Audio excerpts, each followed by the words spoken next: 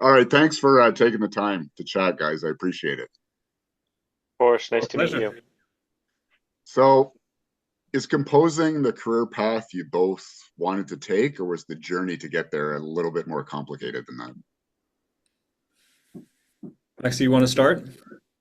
Sure. Yeah, I think from high school I knew that it was the choice for me, and I really loved doing it, and it just felt like the right fit, and it's what I always wanted to do.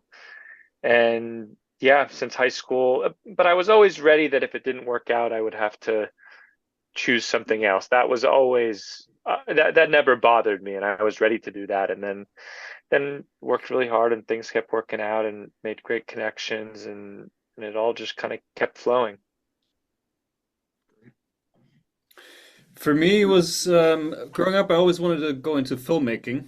That was my first path, and I applied for film school, didn't get in, but then I always had this passion for music as well. Played in bands and in concert band during high school, and so yeah, eventually kind of drifted into that. And then I'm originally I grew up in Germany, and then had a was able to spend some time in LA during studying as well. And then one thing led to the other. I ended up working for Lauren Bauf, which is also how I met Max, and we spent several years working there together. And that was my way into film music. Okay. Now, do you both have a particular way of working, or does that change depending on the project or the medium that you're working in? I think surely there's always differences depending on the medium, but for us, we always focus on story and the characters we need to highlight with music. So in a way, it's it's it's always comes down to the same thing, like how do we treat a certain story or a certain scene, a certain moment. And then it's really just down to probably the technical specifics for a certain medium. I mean, obviously, a short film will require less music and a shorter arc, narrative space to fill than a long feature film or even a full season of a TV series. But apart from that, the craft I think is more or less the same no matter what you work with or work on. So, what are the biggest challenges you both encounter during the creative process? I think finding just the basics really is finding a piece of music the director loves, getting them on board with it, proving to them and showing them that not only do you have faith in this melody or theme, but that it can be used in multiple different situations in the film. And not that it can work, but that it does work. And that you hopefully get some goosebumps while watching it, or that the director says, whoa, this really, really works. Because sometimes you can spend 2 weeks on something and you're so sure it works. And the director will look at it and say, I don't know about that. I'm just not feeling it. And then you've just got to move on. And sometimes that's hard because you'd think that you get better and better as a writer, which you do, but that doesn't always mean that everything you write will fit the bill perfectly for that project or that director. Okay. Let's talk a bit about the film Betrayal. How did you both come to work on that? We worked with the director Roger Griffiths on his short film before, Take the Shot, which was basically the entrance point for us to kind of get to work on the feature because Take the Shot was really a proof of concept, and always was meant to be turned into a feature that now eventually became Betrayal. That was a few years ago. I want to say probably 2017, 2018. And as those things go, sometimes it takes a while until the feature really is able to take off. But we were basically, from working on that, we were able to just kind of pick up where we left off. We already had a sonic palette that was, or a DNA, so to speak, a musical DNA that was liked, and we knew that we wanted to pursue that further. And then obviously it was like we just discussed earlier, a matter of like reinventing it with the extended storyline that we now had to deal with and for the full feature version of it. Okay. Now, with the two of you working as a theme together, have you created like a shorthand almost between the two of you, like you know who does what, or does that sometimes change again depending on the project or the medium? It changes. I think that's the fun thing about working with Stefan is that we're both so flexible, both personally and professionally. So, we're happy to say, whoa, this time you take this action scene and then I'll take this drama scene. And it really, I think it doesn't matter to me personally either way who does what. As long as we're happy with what we're doing and we're having fun and the director likes it, then that's all that matters. I'm sure there's different um, partnerships sometimes where people might split things more, but I think from project to project, it really it can be either way, who takes what scene or what style. Okay, fair Yes. enough. Yeah. Now, movie scores or soundtracks are so important to a film, especially darker tone films. Being the horror guy that I am, it is incredibly important. Not even the sounds and the dark tones, but the silences as well. Do you guys enjoy the challenge of a darker film, or is each project a challenge for both of you? I think obviously each project will bring its own challenges, but I personally find probably the both of us find thrillers and horror, especially also the horror genre, always appealing because it just offers such a playground to try out strange and weird things and just go crazy sometimes and experiment with just fun ideas, whatever comes to mind. So that's always very fulfilling and is a lot of fun to work with. We did a couple of years ago. We worked on Alexandre Aja's alligator feature, Crawl, Oh, which was a lot of fun. And yeah, it's just kind of these. No matter what you have to deal with, it's always about what are the characters and what threats or what problems do they have to face. No matter if it's like in terms of Crawl, a massive Category 5 storm plus alligators swimming around your house, or in regards to Betrayal, a much more personal story where the horrors are basically lie within the family, with an abusive father, and then the question of how do we deal with, like, we just buried him and now he seems to be the grave is empty, and like, is he still alive, is he coming after us, and these kind of questions. And yeah, very dark personal family story. So no matter what that story is in terms of a thriller or horror film, it all deserves its own unique approach to scoring it. I'm asking that as the interviewer and also as the horror fan because I think out of all the genres, horror is one of those ones where uh, a score can make or break a film. And the horror fans, God love them, but they are a rabid bunch, and they know what they like and they know what they don't Yeah. like, and they really appreciate the scores, and I really do. Um, like I said, not just the darker tone of a score, but the knowledge of when to pull back and actually go quiet. Um, do you work with the directors that way about where to put silence in and where to pull back and how to do that? And how difficult is that? Because when it's done right, it's excellent.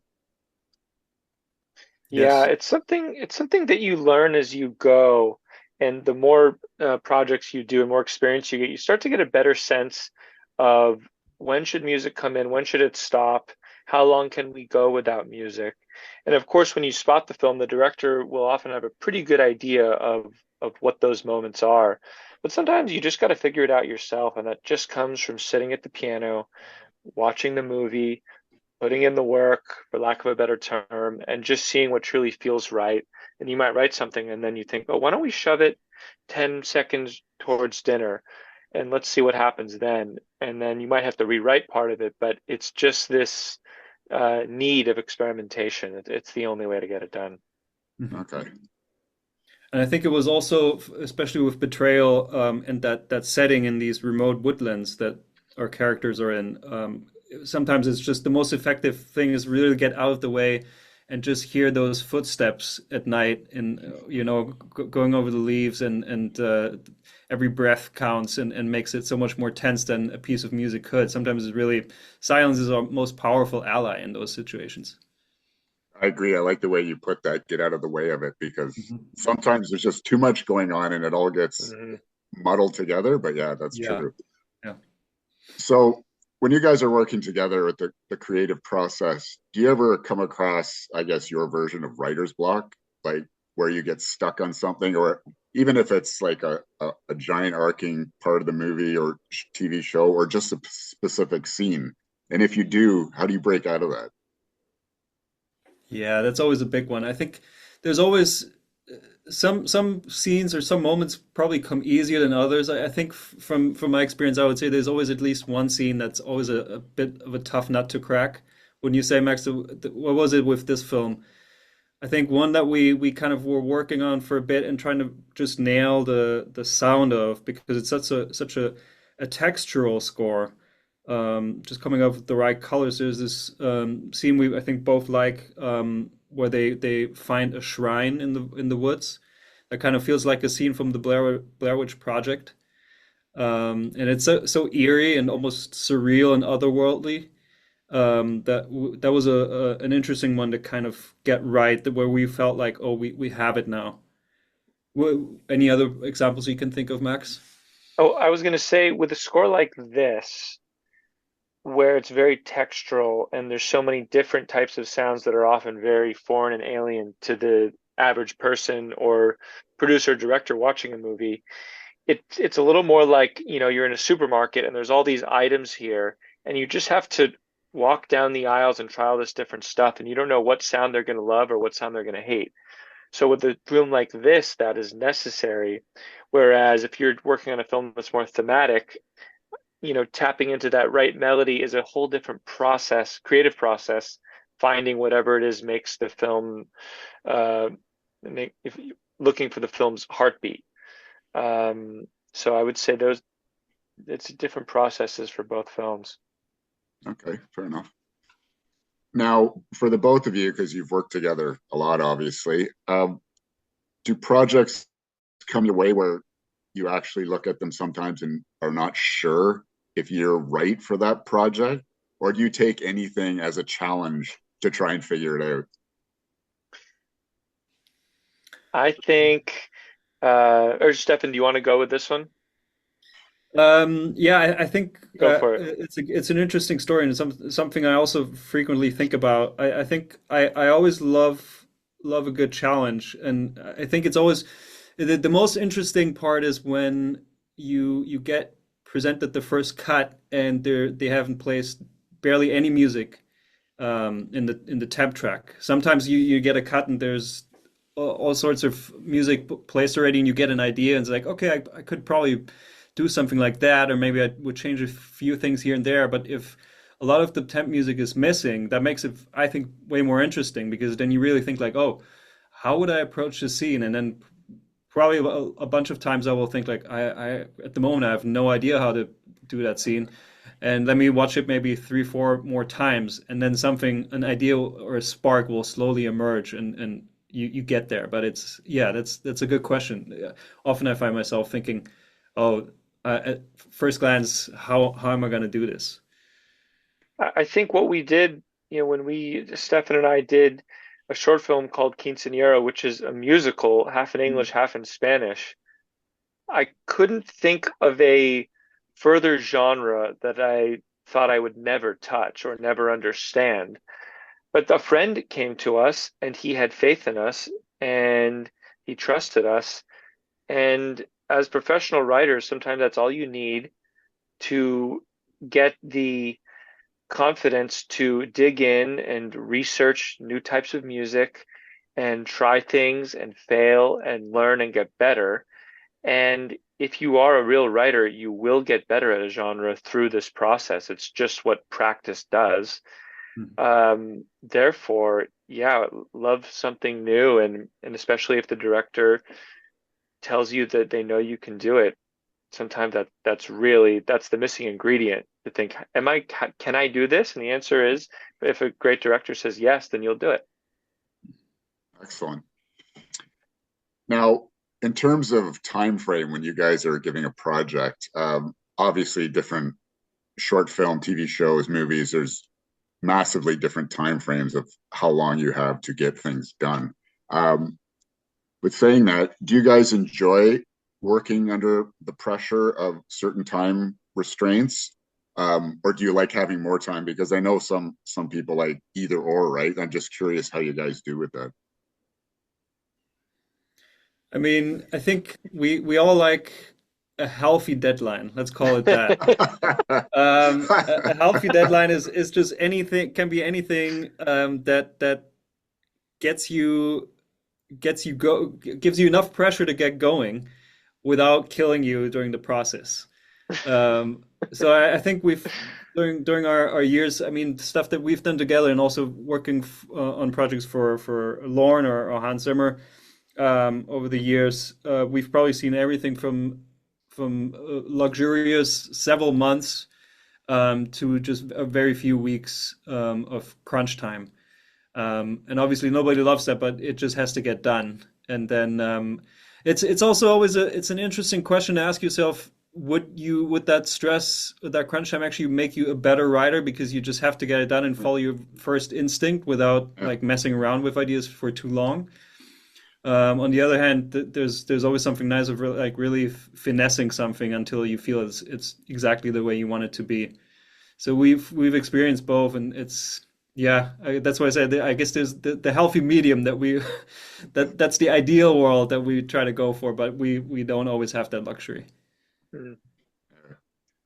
I love the healthy deadline. That's a great line. Um, so A what other healthy project? looming deadline. Healthy looming, the big circle on the calendar, like there it is, right Yes, there. yes. Yes. So what projects are you guys working on? What do you have coming up, like together or solo? I just finished working on a documentary for my good friend Emily Carlson. It's um, it's about it's about voting and it's about America, and it's a really beautiful, heartwarming documentary they're gonna screen it in a few weeks. It's called Does My Vote Count? And I wrote a song with a really talented songwriter named Anka Neal, and there's some other folk music on it, so a little bit outside of the horror genre, but that's something I've been working on for a while now, and I'm happy that it'll see the light of day. I think November 3rd we're going to release an album. Excellent. I'm currently working on a British conspiracy thriller called The Awakening, which will probably be out sometime early next year. And there's another film that I scored last year, which was a big Swedish production, was great fun, kind of a historical action epic called Stockholm Bloodbath, which now we'll see its premiere in the US as well on November 8th, which will be fun. Has a really great cast and lots of epic battle sequences, which was great fun to score. So yeah, that'll come out in the US soon. Excellent. Final question for you guys. If someone's interested in your career path, what advice would you have for them? There's the funny thing is there's so many ways to approach this career, so many paths you could potentially go, and there's never a right answer to any of it. I think one advice always is kind of look for like-minded people and good collaborators because there was always going to be something where you might not be able to do it by yourself, but you might find somebody who you can do it with, and then it becomes so much more easier, and you can get involved in cool stuff that you otherwise probably wouldn't. May that be making filmmaker friends or just other composer friends who might have you co-scoring with them. And other than that, I think it's just kind of keep going at your craft and get better every day. Don't just study music, but also film. Understand the language and the grammar of film, how an edit works, how a scene works, how to make sure you kind of recognize, dramatic little key points and things an actor does that dictate in which way a scene turns and how emotions develop, and yeah, all that kind of stuff. Okay. And yeah, I mean, so perfectly said. I was just going to say, fall in love with classical music and be gracious. Be a gracious person. That's all I've got to add to that, I think. Easy to work with is something that we often hear also from some Yeah, people in the past. Everybody yeah, keeps repeating that. There's obviously truth to that. Absolutely. yeah. Excellent.